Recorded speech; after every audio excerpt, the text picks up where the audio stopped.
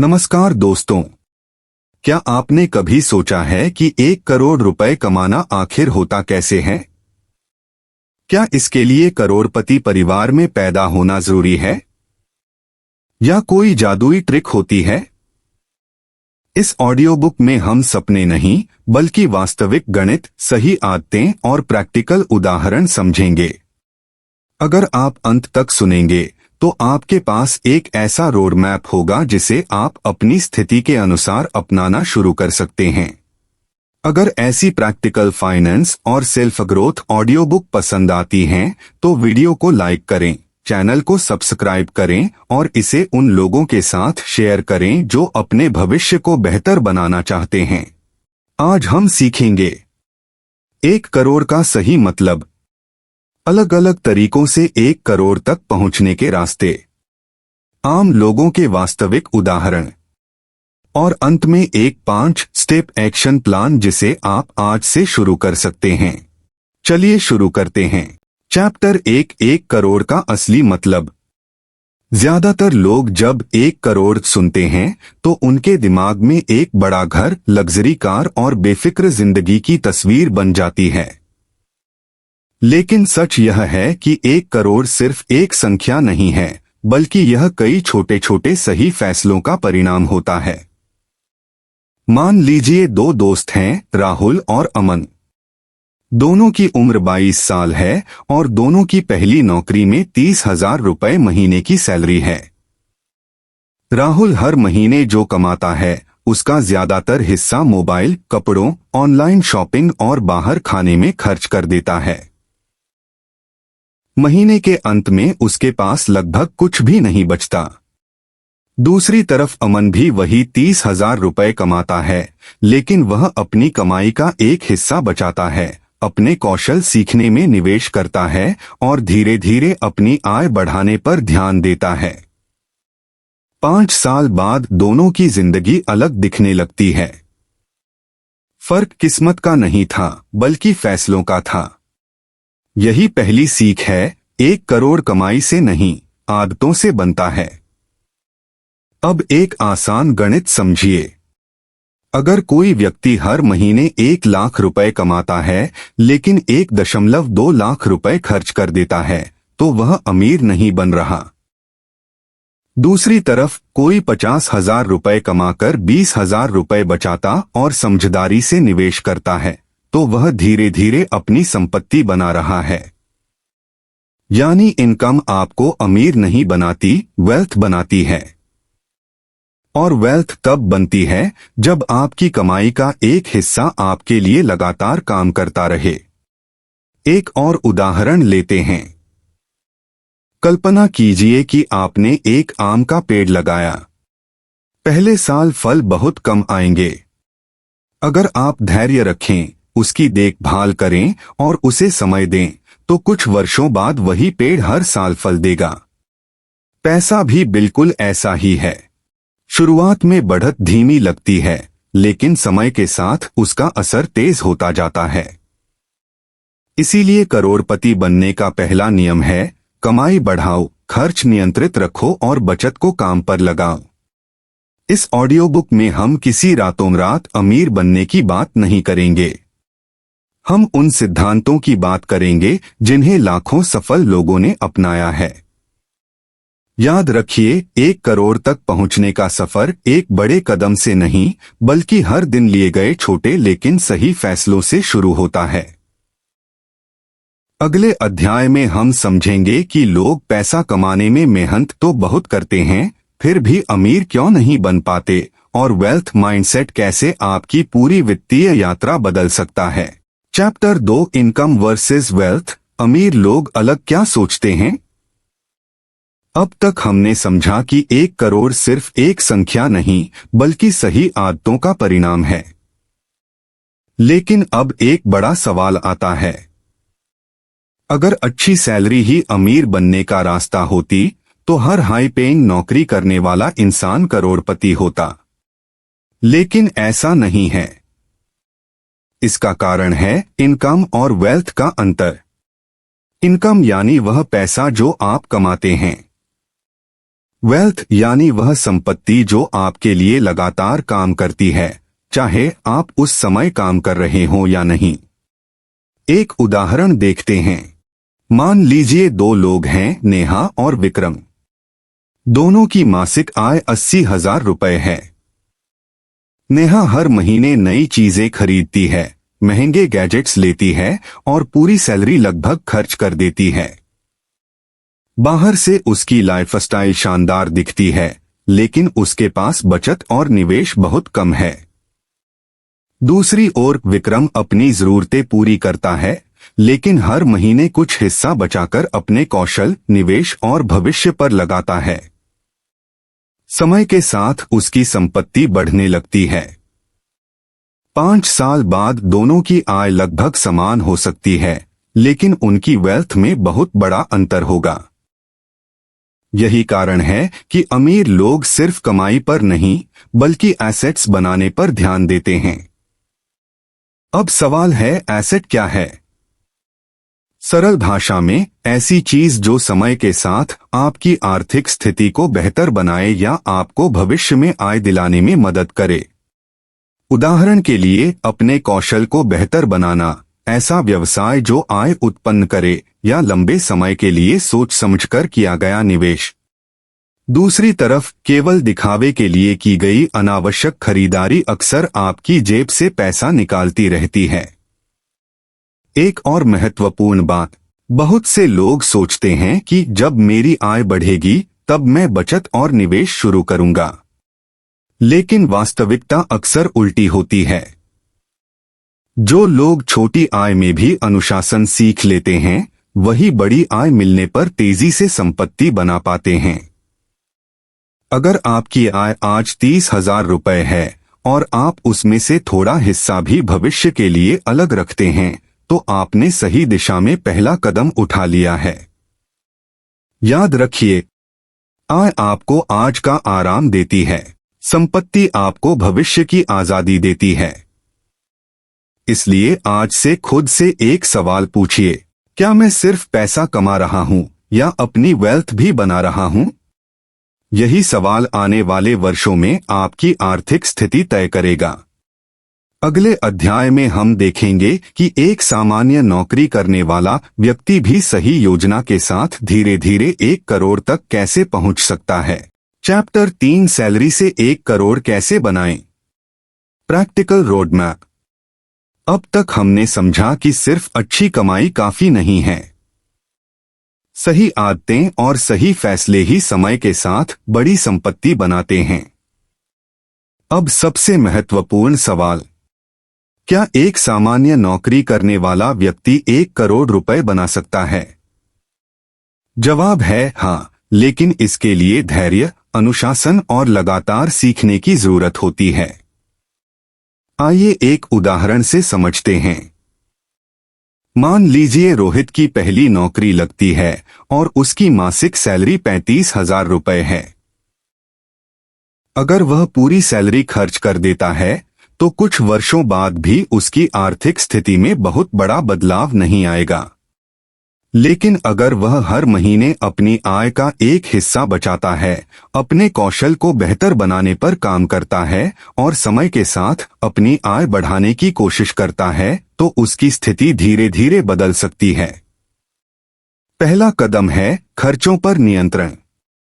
इसका मतलब यह नहीं कि आप अपनी हर खुशी छोड़ दें।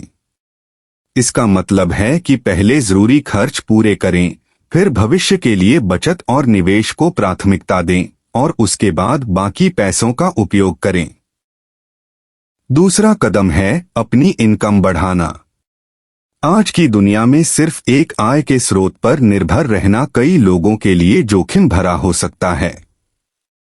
इसलिए नई स्किल सीखना, बेहतर अवसर ढूंढना, फ्रीलांस काम करना या अपनी क्षमता बढ़ाना लंबे समय में मदद कर सकता है। तीसरा कदम है समय को अपना साथी बनाइए। जितनी जल्दी आप बचत और निवेश की अच्छी आदत शुरू करते हैं, उतना अधिक समय आपके पक्ष में काम कर सकता है। छोटी छोटी नियमित रकम भी लंबे समय में बड़ा अंतर ला सकती है। चौथा कदम है इमरजेंसी फंड बनाइए। अगर अचानक नौकरी चली जाए या कोई बड़ा खर्च आ जाए तो बिना तैयारी के लोग अक्सर कर्ज लेने पर मजबूर हो जाते हैं। इसलिए कुछ महीनों के आवश्यक खर्च के बराबर आपातकालीन बचत रखना समझदारी मानी जाती है। 5वां कदम है हर साल अपनी प्रगति की समीक्षा करें। खुद से पूछिए, क्या मेरी आय पिछले साल से बढ़ी? क्या मेरी बचत बढ़ी? क्या मैंने कोई नई स्किल सीखी? क्या मेरी आर्थिक स्थिति पहले से बेहतर हुई? अगर हर साल थोड़ा थोड़ा सुधार होता रहा तो कई वर्षों बाद उसका परिणाम बहुत बड़ा हो सकता है। याद रखिए, करोड़पति बनने का कोई जादुई बटन नहीं होता। ज्यादातर लोग लगातार सही फैसले लेते हैं, गलतियों से सीखते हैं और लंबे समय तक अपने लक्ष्य पर टिके रहते हैं। इस अध्याय की सबसे बड़ी सीख है, अपनी कमाई बढ़ाइए, खर्चों को समझदारी से संभालिए, भविष्य के लिए नियमित बचत और निवेश की आदत बनाइए और समय को अपने पक्ष में काम करने दीजिए। अगले अध्याय में हम जानेंगे कि बिजनेस और उद्यमिता के जरिए लोग अपनी आय को कैसे कई गुना बढ़ाने की कोशिश करते हैं और इसमें कौन से अवसर और जोखिम होते हैं। चैप्टर 4, बिजनेस से 1 करोड़ का सफर, प्रैक्टिकल माइंडसेट। अब तक हमने नौकरी के रास्ते को समझा, लेकिन बहुत से लोग पूछते हैं, क्या बिजनेस से 1 करोड़ जल्दी बनाया जा सकता है? इसका जवाब है, संभव है, लेकिन इसकी कोई गारंटी नहीं होती। बिजनेस में कमाई की संभावना अधिक हो सकती है, लेकिन जोखिम भी अधिक होता है। आइए एक उदाहरण से समझते हैं। मान लीजिए 2 दोस्त हैं, अर्जुन और करण। दोनों के पास 50,000 रुपए की शुरुआती बचत है। अर्जुन बिना रिसर्च किए एक बिजनेस शुरू कर देता है। वह मान लेता है कि सिर्फ दुकान खोलने या सोशल मीडिया पेज बनाने से ग्राहक अपने आप आ जाएंगे। कुछ महीनों बाद बिक्री कम रहती है और उसे नुकसान होने लगता है। दूसरी ओर करण पहले बाजार को समझता है। वह लोगों की समस्या पहचानता है, छोटे स्तर से शुरुआत करता है, ग्राहकों की राय सुनता है और धीरे धीरे अपने काम में सुधार करता है। शुरुआत धीमी होती है, लेकिन समय के साथ उसका काम बढ़ने लगता है। यही सबसे बड़ा अंतर है। सफल बिजनेस सिर्फ प्रोडक्ट नहीं बेचता, वह किसी समस्या का समाधान देता है। आज के समय में छोटे स्तर से भी शुरुआत की जा सकती है। उदाहरण के लिए, डिजिटल सेवाएं देना, ऑनलाइन शिक्षा या जानकारी आधारित कंटेंट बनाना, ई-कॉमर्स या रीसेलिंग, फ्रीलांस स्किल्स के जरिए कमाई। लेकिन किसी भी मॉडल में सफलता के लिए लगातार सीखना, ग्राहकों की जरूरत समझना और गुणवत्ता बनाए रखना जरूरी है। एक और महत्वपूर्ण बात, बहुत से लोग पहली असफलता के बाद हार मान लेते हैं, जबकि कई सफल उद्यमियों ने शुरुआत में गलतियां की, उनसे सीखा और फिर अपने काम को बेहतर बनाया। इसका मतलब यह नहीं कि हर बिजनेस सफल होगा। इसका मतलब यह है कि सीखने और सुधारने की क्षमता लंबे समय में आपकी सबसे बड़ी ताकत बन सकती है। याद रखिए, बिजनेस का उद्देश्य सिर्फ अधिक बिक्री नहीं, बल्कि लंबे समय तक ग्राहकों का भरोसा जीतना है। अगर लोग आपके काम पर भरोसा करते हैं, तो वही भरोसा भविष्य में आपकी सबसे बड़ी पूंजी बन सकता है। इस अध्याय की सबसे बड़ी सीख, छोटी शुरुआत करने से मत डरिए। सीखते रहिए, सुधार करते रहिए और लंबे समय की सोच रखिए। अगले अध्याय में हम समझेंगे कि निवेश, इन्वेस्टिंग और कंपाउंडिंग कैसे समय के साथ आपकी संपत्ति बढ़ाने में मदद कर सकते हैं और क्यों धैर्य वित्तीय सफलता का एक महत्वपूर्ण हिस्सा है। चैप्टर 5, कंपाउंडिंग की ताकत, पैसा आपके लिए कैसे काम करता है। अब तक हमने कमाई और बिजनेस की बात की, लेकिन एक समय ऐसा आता है जब सिर्फ मेहनत ही नहीं बल्कि आपका पैसा भी आपके लिए काम करना शुरू कर सकता है। इसे ही अक्सर कंपाउंडिंग की ताकत कहा जाता है। आसान भाषा में समझिए। मान लीजिए आपने एक छोटा पौधा लगाया। पहले साल वह बहुत छोटा रहता है, दूसरे साल थोड़ा बड़ा होता है, लेकिन कुछ वर्षों बाद वही पौधा एक मजबूत पेड़ बन जाता है और हर साल पहले से ज्यादा फल देने लगता है। पैसे की दुनिया में भी यही सिद्धांत लंबे समय तक नियमित बचत और सोच समझकर किए गए निवेश के साथ देखने को मिल सकता है। अब एक उदाहरण लेते हैं। दो दोस्त हैं, सुमित और आयुष। दोनों के पास हर महीने बचत करने की क्षमता है। सुमित जल्दी शुरुआत करता है और नियमित रूप से अपनी बचत जारी रखता है। आयुष सोचता रहता है कि जब मेरी कमाई ज्यादा होगी तब शुरू करूंगा। कुछ वर्षों बाद दोनों ने पैसा बचाया होता है, लेकिन जिसने पहले शुरुआत की और नियमितता बनाए रखी उसके पास समय का लाभ अधिक होता है।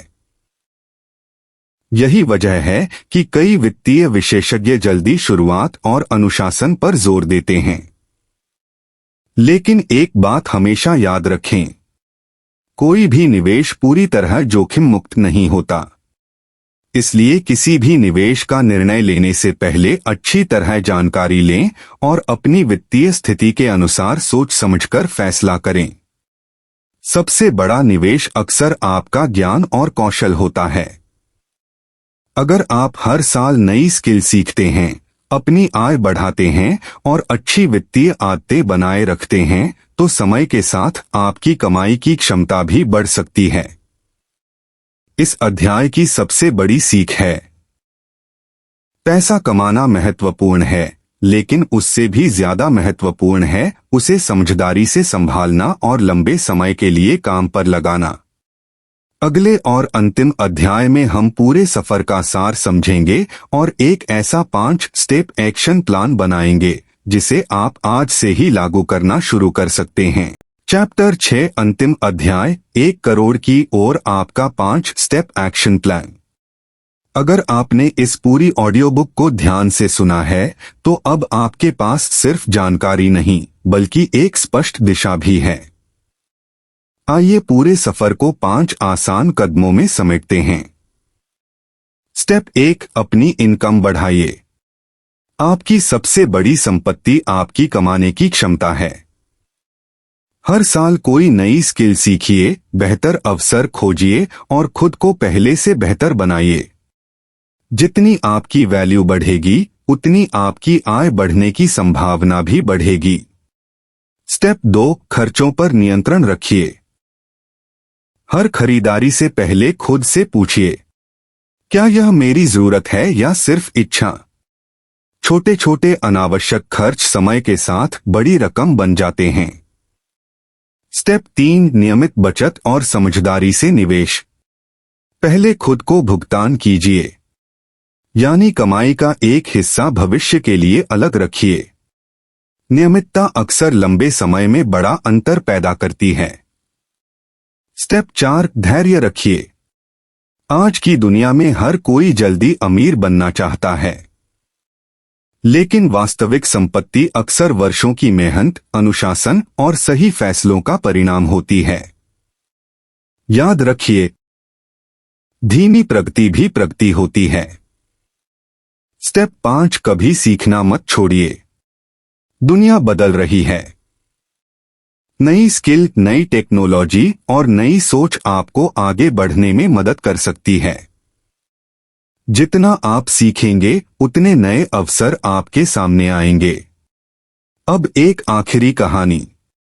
एक बुजुर्ग व्यक्ति से पूछा गया, आपकी सफलता का सबसे बड़ा राज क्या है? उन्होंने मुस्कुराकर कहा, मैंने बड़े फैसले कम लिए, लेकिन छोटे सही फैसले हर दिन लिए। यही इस पूरी ऑडियो बुक का सार है। 1 करोड़ एक दिन में नहीं बनता। यह हर महीने की बचत, हर नई स्किल हर सही निर्णय और हर उस दिन से बनता है जब आपने हार नहीं मानी। आज से एक छोटा कदम उठाइए। अपना पहला लक्ष्य लिखिए। अपनी पहली बचत तय कीजिए।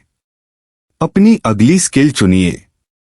कुछ साल बाद आप पीछे मुड़कर देखेंगे और समझेंगे कि सबसे कठिन कदम पहला कदम ही था। अगर आपको यह ऑडियो बुक पसंद आई और इससे कुछ नया सीखने को मिला तो वीडियो को लाइक करें, चैनल को सब्सक्राइब करें और इसे अपने दोस्तों व परिवार के साथ शेयर करें ताकि वे भी अपने वित्तीय भविष्य को बेहतर बनाने की दिशा में कदम बढ़ा सकें। याद रखिए, सफलता किस्मत से नहीं, सही आदतों से बनती है। धन्यवाद। मिलते हैं अगली प्रैक्टिकल ऑडियो बुक में।